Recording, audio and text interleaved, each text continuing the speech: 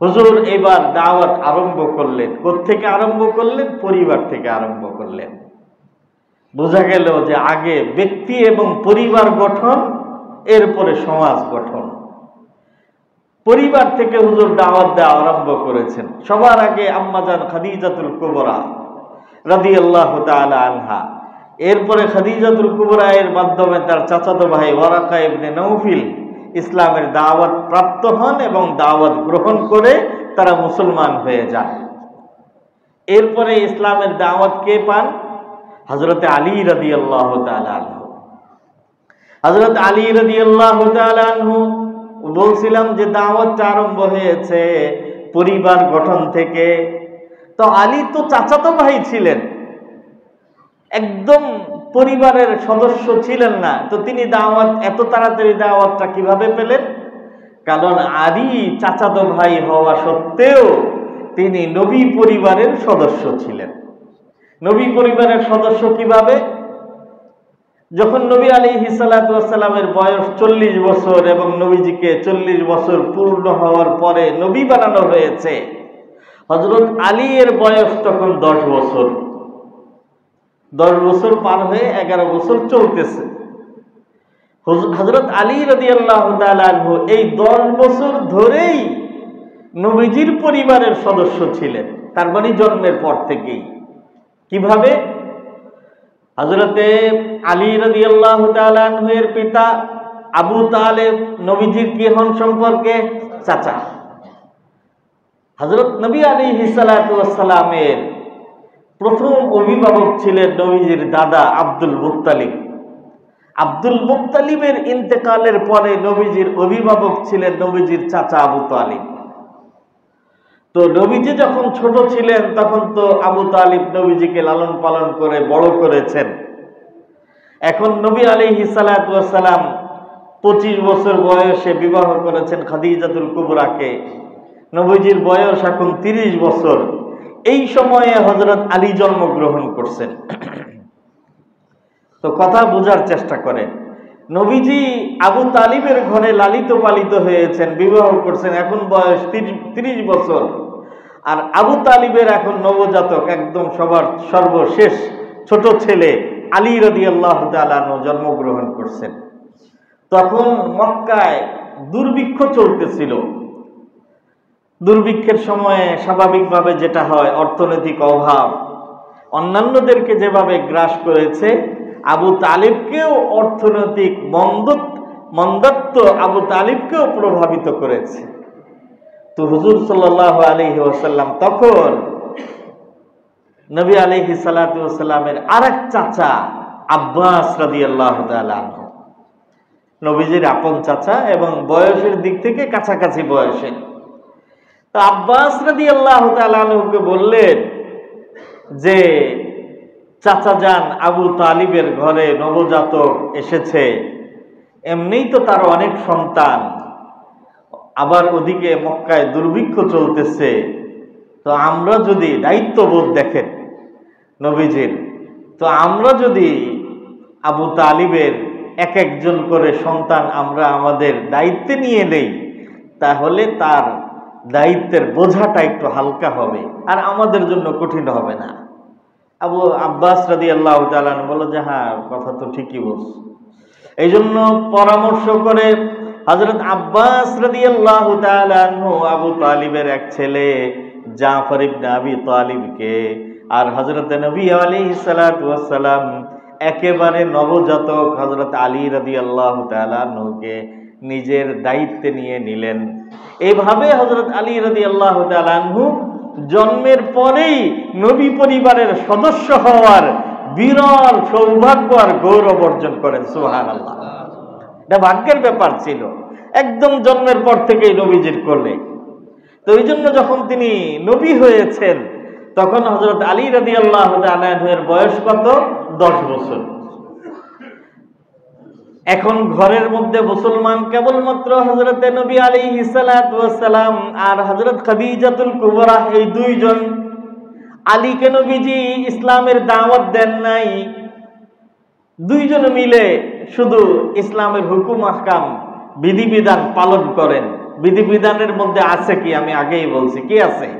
ওই যে ফজরের 2 রাকাত নামাজ এবং আসরের 2 রাকাত নামাজ, এই দুইজনকে পড়েন। আলীকেও জানান নাই।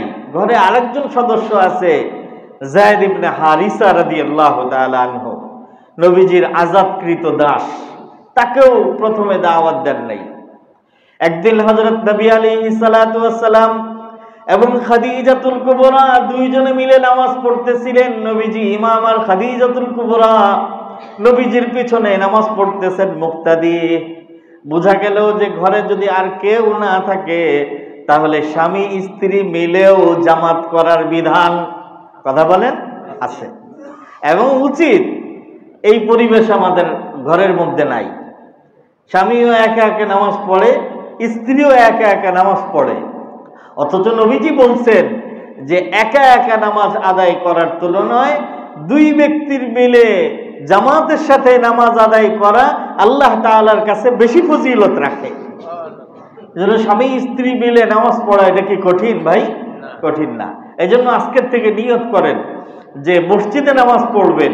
যদি কোনো কারণে মসজিদে আসা সম্ভব না হয়, ঘরে পড়তে হয়, বাসায় পড়তে হয়, তাহলে স্বামী স্ত্রী মিলে, আর যদি সন্তানাদি থাকে তাহলে তো আরো বেশি ভালো, স্বামী স্ত্রী মিলে, দুইজনে মিলে, সন্তানরা থাকলে সন্তানদেরকে নিয়ে, ছেলে হোক আর মেয়ে হোক, তারা একসাথে জামাতের সাথে নামাজ আদায় করব, বলেন ইনশাআল্লাহ। মুহতারাম উপস্থিতি, তবে হ্যাঁ, স্বামী স্ত্রীর জামাতের একটা নিয়ম হইল এই যে এমনিতে 2জন পুরুষ যদি জামাতের সাথে নামাজ আদায় করে, 2জন হোক অথবা 3জন হোক, তাহলে দাঁড়ানোর নিয়ম হলো ডানে বামে দাঁড়াবে। ইমাম সাহেব মাঝখানে এবং একজন ডানে আর একজন বামে, একদম মানে মিলে অল্প একটু আগে পরে হয়ে দাঁড়াবে। এর চেয়ে বেশি সংখ্যক যদি মুসল্লি হয় তাহলে কাতার করে দাঁড়াবে। ইমাম সাহেব 1 কাতার আগে আর মুসল্লির 1 কাতার পরে, এটা হলো স্বাভাবিক নিয়ম।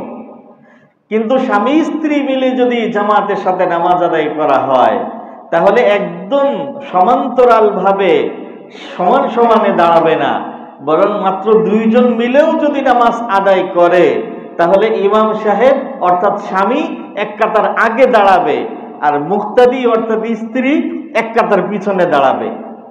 ইমাম আর মুক্তাদি কিন্তু নির্বাচন এভাবেই হতে হবে।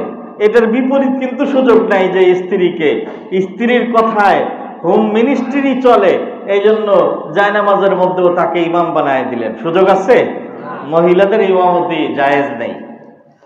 তো যাই হোক, আমি বলছিলাম যে হুজুরে পাক আলাইহিস সালাতু ওয়াস সালামের ইমামতিতে হযরত খাদিজাতুল কুবরা নামাজ পড়তেছিলেন। হযরত আলী রাদিয়াল্লাহু তাআলা আনহু দেখে ফেললেন, নামাজের পরে জিজ্ঞাসা করলেন, মা হাযা দ্বীন, এটা আবার কোন ধর্ম, কোন দিন, আপনারা কিভাবে কি করতেছেন? হুজুরে পাক আলাইহিস সালাতু ওয়াস সালাম হযরত আলী রাদিয়াল্লাহু তাআলা আনহুকে বললেন যে এটাই সর্বশেষ দিন এবং আল্লাহ তাআলার পক্ষ থেকে মনোনীত আমি আল্লাহর নবী এবং আল্লাহর রাসূল। দাওয়াত পেশ করলেন এবং বললেন যে আলী, তুমিও আমাদের এই দ্বীন এবং ধর্মে দীক্ষিত হও এবং প্রবেশ করো। হযরত আলী রাদিয়াল্লাহু তাআলা আনহু বললেন যে আমি একটু চিন্তা ভাবনা করি এবং আব্বার সাথে পরামর্শ করি।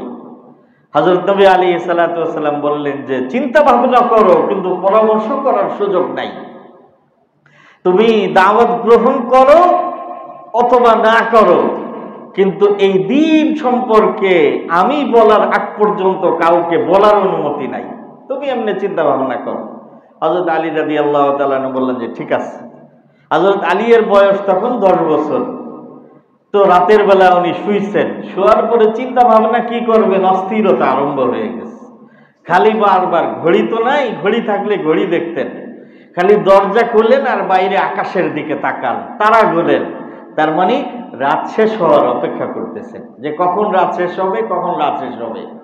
সকালবেলা ফজরের পরে অতি প্রত্যুষে হন্তদন্ত হয়ে নবীজির খেদমতে হাজির হয়ে বললেন, ইয়া রাসূলুল্লাহ, ইয়া নবী আল্লাহ, রাত আজকে আমার ঘুম হয় নাই, দ্রুত আমাকে আপনার ওই দ্বীনের মধ্যে আমাকে অন্তর্ভুক্ত হবার সুযোগ দিন, কালিমা পড়ায় নিন। কালিমা পড়ে মুসলমান হয়ে গেছে।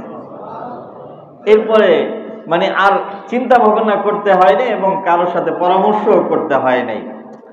তাহলে পরিবারের সদস্য নবীজি, হযরত খাদিজাতুল কুবরা, হযরত আলী, এখন একজন বাকি আছে যায়েদ ইবনে হারিসা। যায়েদ ইবনে হারিসাকে নবী আলাইহিস সালাতু ওয়াস সালাম ডেকে ইসলামের দাওয়াত দেওয়া মাত্রই তিনি গ্রহণ করেছেন। পরিবারের সব সদস্যরা যখন ইসলামের মধ্যে প্রবেশ করে ফেলেছে,